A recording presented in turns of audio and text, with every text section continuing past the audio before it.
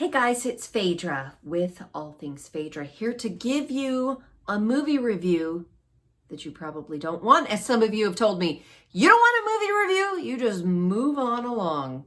Because I'm here to talk about two things, Harrison Ford and dogs. I am talking about The Call of the Wild. The Call of the Wild is a new movie from 20th Century, not Fox, they're just called 20th Century Studios now. But anyway, if you've seen the trailers or the posters for this movie, they make it very clear that Harrison Ford is the star of this movie. But you know what? He's not the star of this movie. He's a main character in the movie and you see him, but he really doesn't become a main character until halfway through the movie. This movie definitely has some issues. The first issue being that the dog, Buck, the lead character, is not really a dog. He's a bunch of pixels. He's CGI. So I was already like, I like CGI stuff. The Lion King was amazing from a CGI perspective, but I didn't like that the lions were actually talking. And so I thought, well, maybe this will be different because Buck is just busy being a dog. He's not actually talking. This is not a Pixar animated movie. This is a movie with a dog, and that dog just happens to be animated. All right, I will admit, for the first half hour of the movie, as I'm watching it, I'm going, this dog looks weird, because I knew it was a fake dog. Like the very first scene in which we see Buck as a house dog living in California, it feels very reminiscent of, dare I say it, Scooby-Doo. It just felt all kinds of wrong, and his fur doesn't look right, and his eyes don't look right, and it's just, you're like, it's not a real dog. This feels weird. Okay, then I got over that. About a half hour in, I realized I accepted him as a dog, and it was actually okay.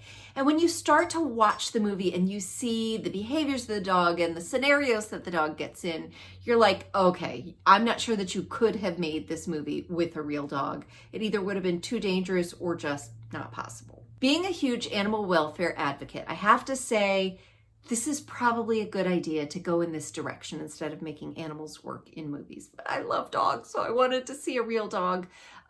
Side note, if you're looking for a really good dog movie, Togo on Disney Plus was one of my recent favorites. Really, really great movie. But back to Call of the Wild. So I mentioned that this movie has some issues. It's not the CGI. I didn't love it, but I could get over that. The issues for me are the pacing. It feels like a very segmented story. And it is a segmented story, but it shouldn't feel like a segmented movie. Do you know what I mean? So Buck starts in California in the home of a well-to-do man, and then circumstances beyond his control, he ends up disappearing and being sold, yeah, I guess he's sold into the whole gold rush up in the Canadian Yukon, what eventually became Alaska. So we have these kind of like chapters.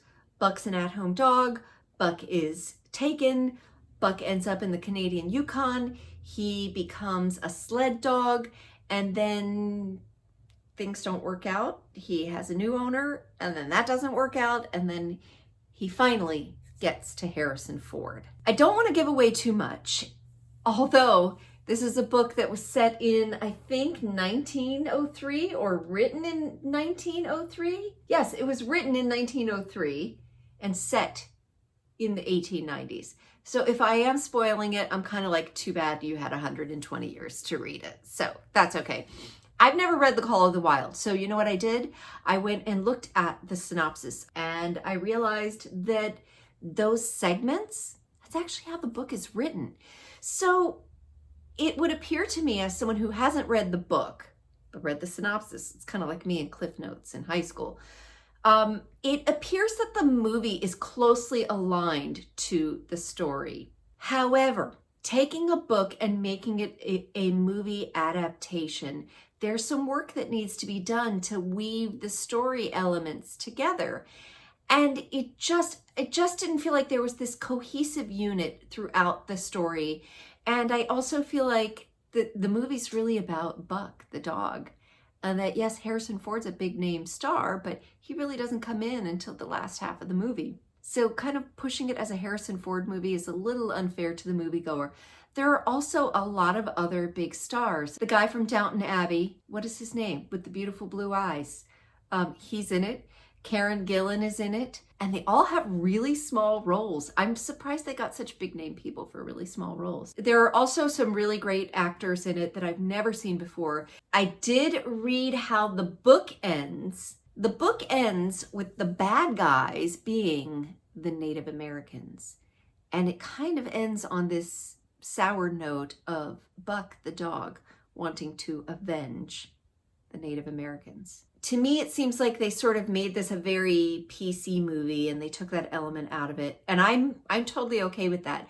But I didn't love the way they created that same feeling at the ending. That story that made that happen didn't really work for me. Overall, it was just a weird movie. I didn't dislike it, but I can't give it a high and strong endorsement. If you're looking for a family movie, it's got some pretty dark scenes and some pretty intense scenes that I think would actually bother younger kids. I'm thinking like younger than 8, and I don't think that they'd be happy watching this movie. It was this live action and CGI combination that just, for me as a moviegoer, it just made it very confusing. So I didn't love it. I didn't hate it. If it were me, I'd probably wait until it comes out on streaming. But if you're dying to see it, it's not a bad movie, and I give it a strong C+. Thanks for watching. If you have seen it or you've read the book, let me know what you think, and then please subscribe so you can come back for more movie reviews and other reviews just like this. Thanks, guys.